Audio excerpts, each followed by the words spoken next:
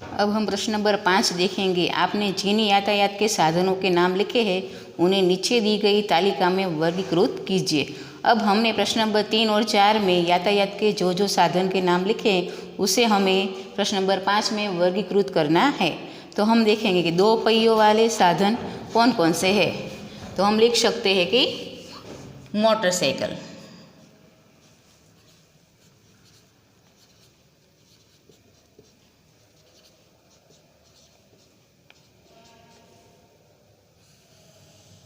Motorcycle, और दूसरा है स्कूटर।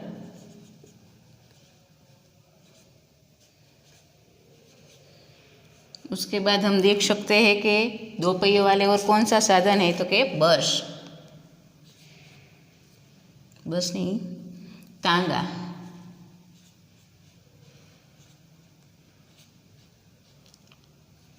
उसके बाद हम देख सकते हैं कि 2 पहियों वाला और कौन सा साधन है, तो कि बैलगाड़ी यानी कि बलदगाड़ी।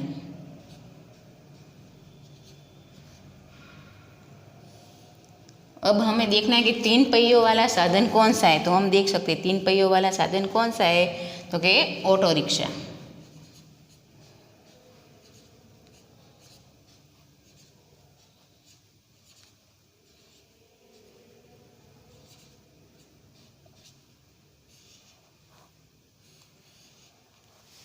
अब हम देख सकते हैं 4 पहियों वाला साधन कौन सा है, तो मोटर कार,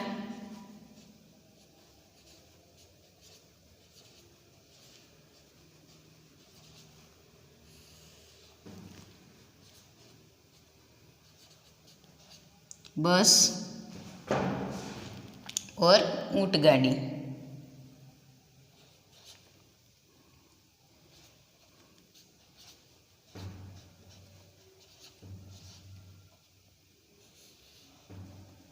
अब हम देख सकते हैं 4 से अधिक पहियों वाला साधन कौन सा है, तो कि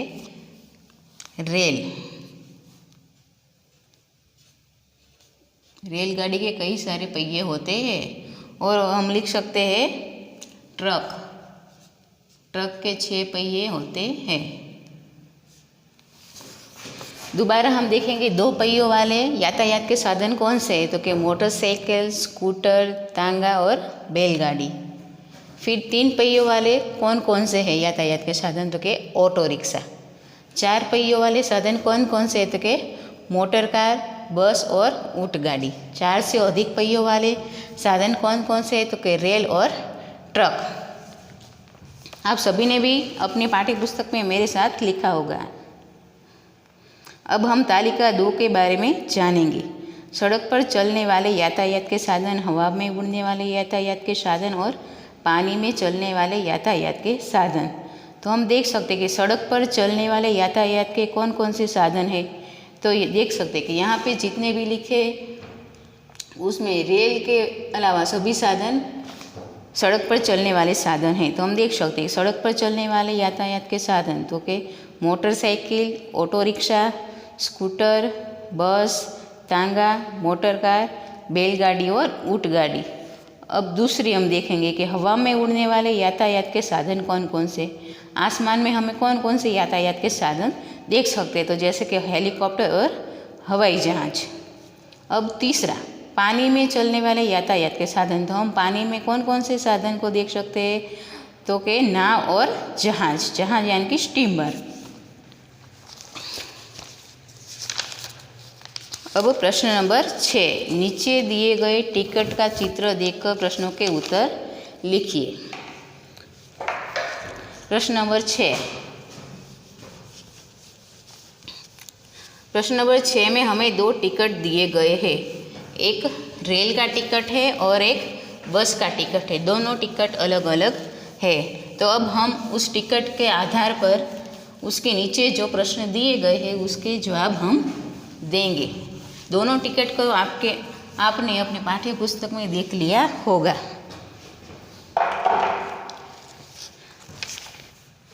पेज नंबर 4 पर हम देख सकते हैं कि प्रश्न नंबर 6 के नीचे हमें 2 टिकट दिए गए हैं। टिकट यानी कि टिकट। ये पहला जो टिकट है वह है रेल का और दूसरा जो टिकट है वह है बस का। मेरे पास बस का एक टिकट है, वह मैं आपको दिखाती हूँ।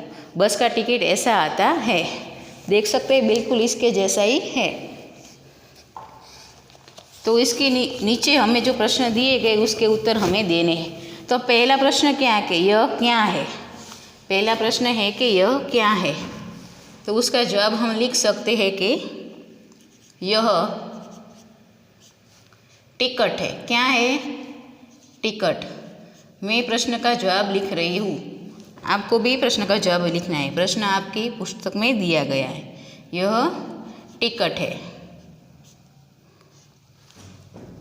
2, प्रश्न नंबर 2, बस का टिकट कहाँ से कहाँ तक का है। तो कि बस का टिकट कहाँ से कहाँ तक है। तो आप देख सकते हैं कि बस का टिकट कौन सा है। तो कि ए वाला। तो उसमें आपको देखना है कि वह टिकट कहाँ से कहाँ तक का है। तो हम देख सकते हैं यहाँ पे लिखा है हडाड और चिलोड़ा। तो हमें लिखना है कि बस का टिकट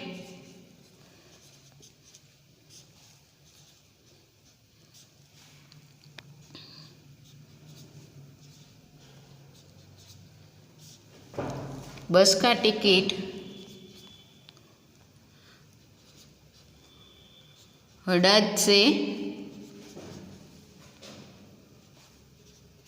चिलोड़ा तक का है।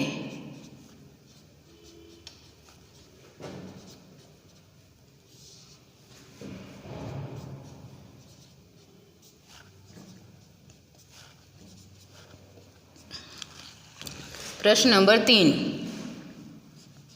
रेलवे का टिकट कहाँ से कहाँ तक का है। तो आप देख सकते हैं कि यहाँ पे लिखा है कि मुंबई सेंट्रल अहमदाबाद जंक्शन। तो हम लिख सकते हैं कि रेलवे का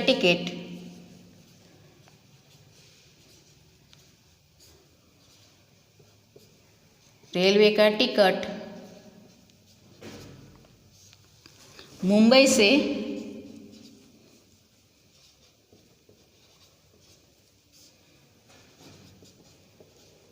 अहमदाबाद तक का है।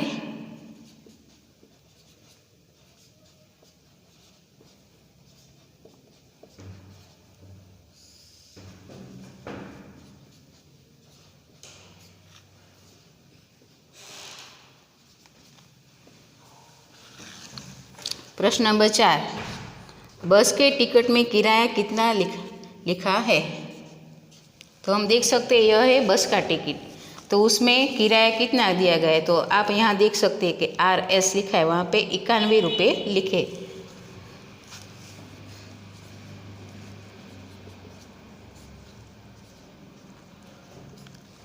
बस के टिकट में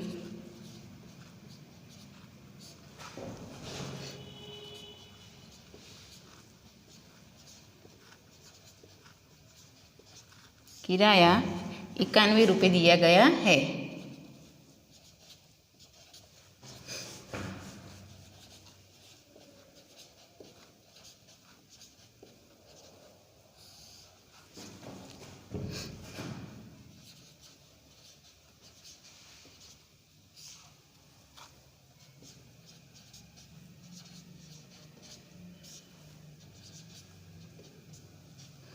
प्रश्न नंबर 5,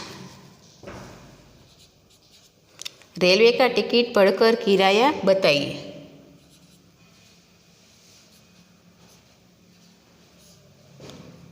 रेलवे की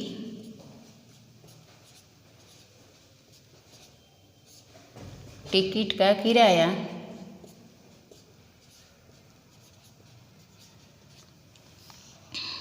आप देख सकते हैं कि यहाँ लिखा है 204 रुपये। 204 रुपये है।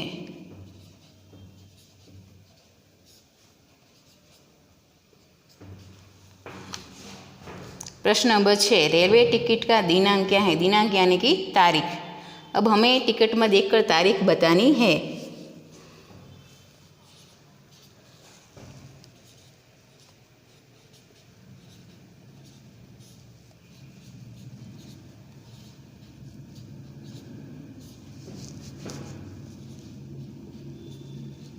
रेलवे टिकट का दिनांक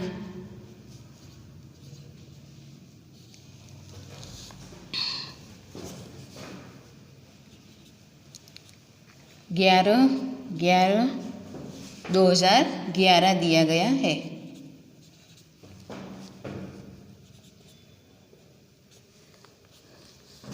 प्रश्न नंबर 7, बस और रेल के अलावा कहाँ कहाँ टिकट लगता है?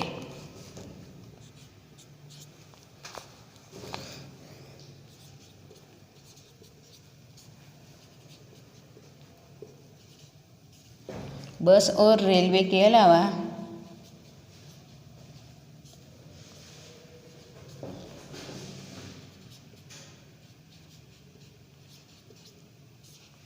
हवाई जहाज,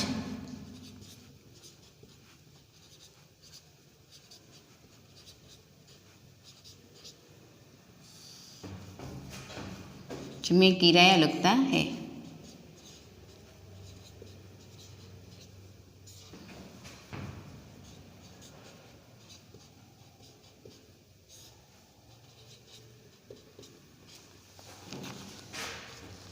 प्रश्न नंबर 7, नीचे दिए गए चित्र का अवलोकन करके भेद स्पष्ट कीजिए। आप देख सकते हैं कि आपको दो चित्र दिए गए हैं, दोनों चित्र हमें समान ही दिख रहे हैं, लेकिन इसमें कोई कोई तफावत होगा तो उसे आपको ढूंढकर अपनी पाठ्य पुस्तक में लिखना है। स्वाध्याय आप लोग अपने होमवर्क में करेंगे। स्वाध्याय में प्रश्न नंबर 1, 2 और प्रश्न नंबर 3 आपको होमवर्क में लिखना है।